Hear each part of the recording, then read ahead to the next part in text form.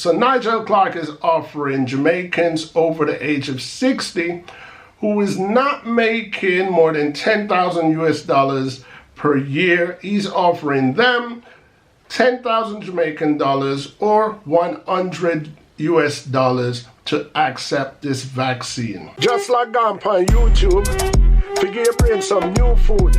Hello people, and welcome back to the channel. If this is your first time on the channel, a special welcome to you. I ask that you check out the rest of my videos. If you like what you see, give them a thumbs up, leave a comment, but more than anything, I'm asking that you subscribe to the channel.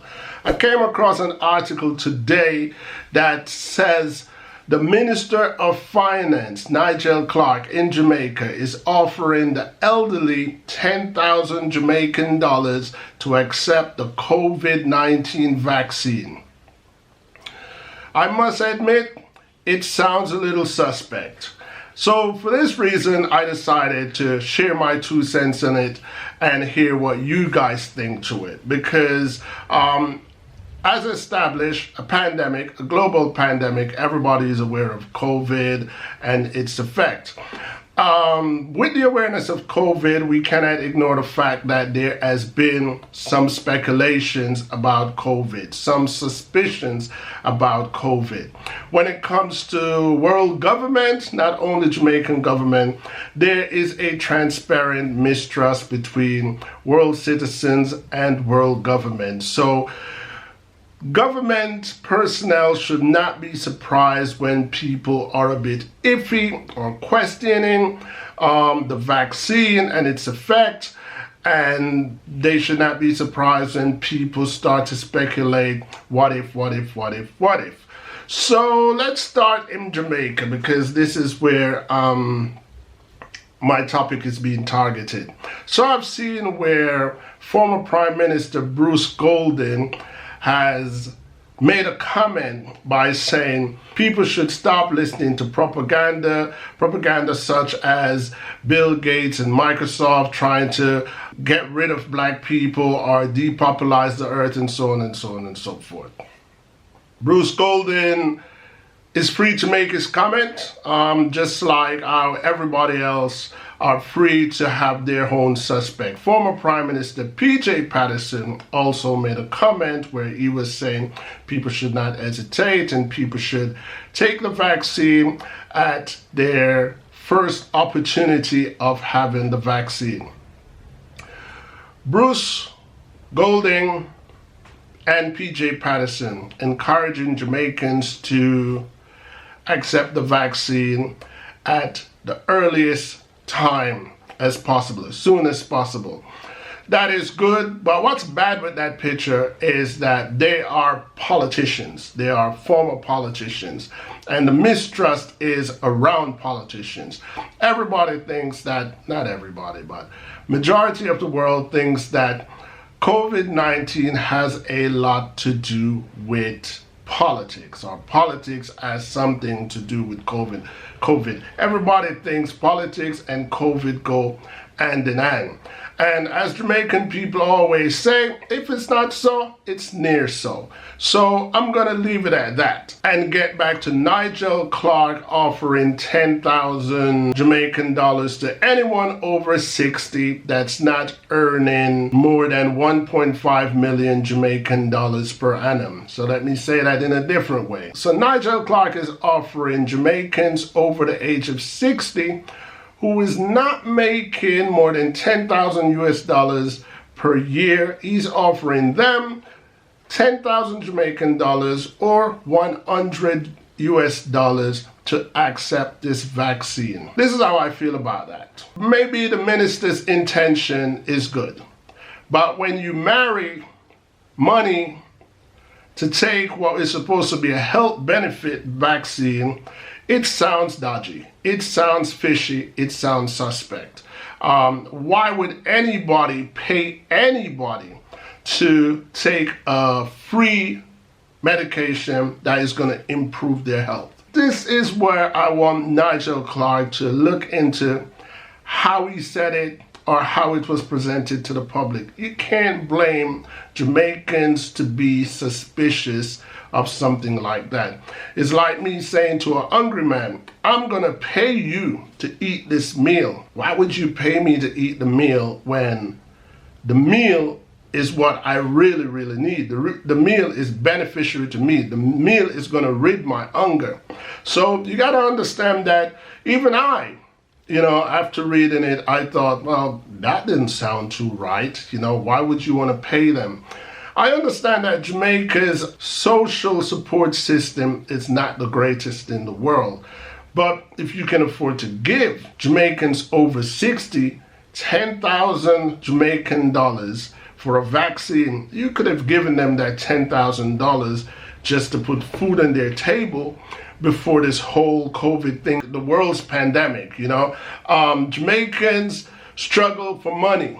Jamaicans struggle to put food on their table. So financial support is always welcome. So it would have been more appreciated if this financial gesture of a gift was being offered under a different guise. But when you marry it with the COVID vaccine, it becomes a little suspect. Again, not only Jamaican people, but people worldwide. USA, Canada, UK, Europe, Africa. 90% of the world's population is suspicious of the COVID vaccine. However, this is how I feel about the COVID vaccine. Suspicious or not, I believe to avoid the COVID vaccine, we're fighting a losing battle. What I mean by that is we can only avoid it for so long before the world government find other ways to mandate it that we have to take it for one reason or another. So even if it has to get to a point where they will pass a bill to say it is illegal if you are not vaccinated with this COVID vaccine. So what I mean, that is not a factual statement. I'm just saying that is a possibility.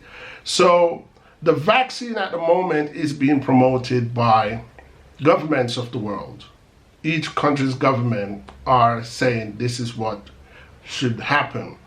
So we are fighting a losing battle if we're saying we're not going to accept this vaccine because I don't trust it and I don't know what it's going to do. It's a losing battle. If that's what the government mandates or intend to mandate, that all citizens be vaccinated, unless you live somewhere in the Amazon or in one of those tribes that's outside of civil society, that's the only way I see that you will actually escape being vaccinated. But I don't see us avoiding it being a success in the long run. That's my take on it anyway. I mean, all things are possible. I'm just looking at how government is designed and what they've done in the past. At the moment, you have to have a COVID-free bill in order to get an airplane. So for those who love to travel, at the moment it's mandated that you have a clear bill of health before you can get an airplane. So there are ways that government can mandate if you want to travel, you have to have been vaccinated.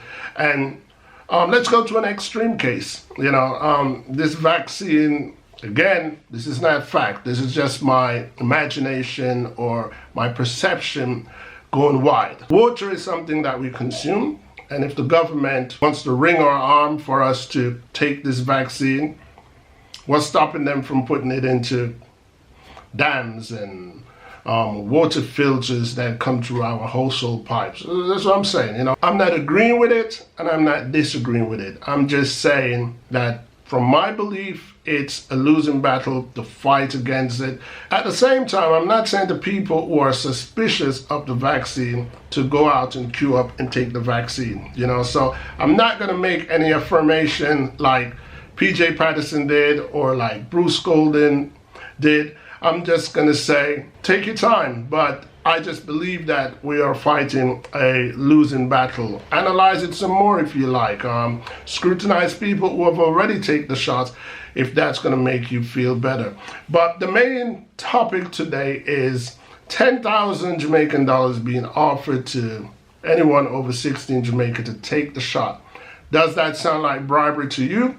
Let me know. How do you feel about money being offered as an exchange for the elderly to take this vaccine? Does it make you feel more comfortable to take this vaccine, or does it make you more suspicious to take this vaccine? That is pretty much my question today. It sounds a bit fishy, it sounds a bit suspicious, and it will make any sensible person wonder what's going on with that. This video was brought to you today by Yardpedia. Yardpedia features Jamaican in the media. Yardpedia is a Instagram account with a online platform that features Jamaicans who are featured in the media, or prominent Jamaicans that are renowned worldwide.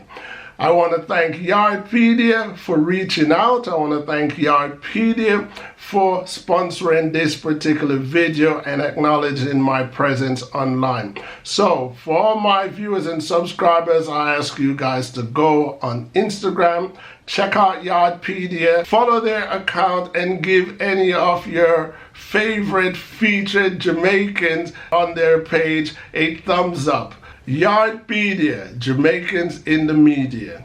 Anyway, people, that's pretty much it for now. As you know, on this channel, I appreciate thumbs up and thumbs down, agreement and disagreement, because at the end of the day, people, each one teach one. You've reached the end of my video, and that in itself is a support that I truly appreciate. And while I'm at it, I will take this time out to let you guys know other ways that you can support my channel. The first and simplest way that you can support my channel is by giving this video a thumbs up. And the second and most important way that you can support this channel is by hitting that subscribe button and subscribe to my channel and follow me through my YouTube journey. Other ways that you can support my channel is by going to my Teespring online store and buying some of my merch. And another way that you guys can also support this channel is by joining me in Patreon to give me a contribution to support what I do on YouTube and what I do to entertain you guys. Once again, I want to thank you guys for your continuous support and ask that you join me, Ian T. Sebast, on YouTube and see where my journey takes me. Until next time, people, peace.